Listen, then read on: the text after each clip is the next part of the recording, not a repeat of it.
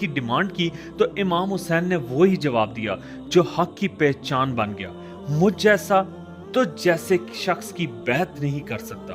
یعنی کربلا صرف ایک جنگ نہیں تھی، یہ ایک فیصلہ تھا حق اور باطل کے درمیان۔ جب امام حسین علیہ السلام اپنے اہل و عیال اور چند وفادار اصحاب کے ساتھ 2 محرم کو کربلا کے میدان میں پہنچے تو یزید کے لشکر نے ان کو پانی تک پہنچنے سے روکا۔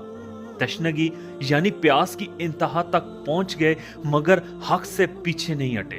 10 محرم کے دن امام حسین اور ان کے بھائی حضرت عباس علیہ السلام، ان کے جوان بیٹے حضرت علی اکبر علیہ السلام، ان کے دوست اور ان کے چھوٹے چھوٹے بچے شہید کر دیے گئے۔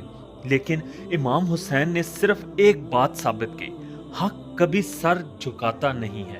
اکثر لوگ صرف جنگ دیکھتے ہیں لیکن اصل میں مقصد کربلا جنگ نہیں تھا، مقصد تھا اسلام کی اصلی روح کو زندہ رکھنا۔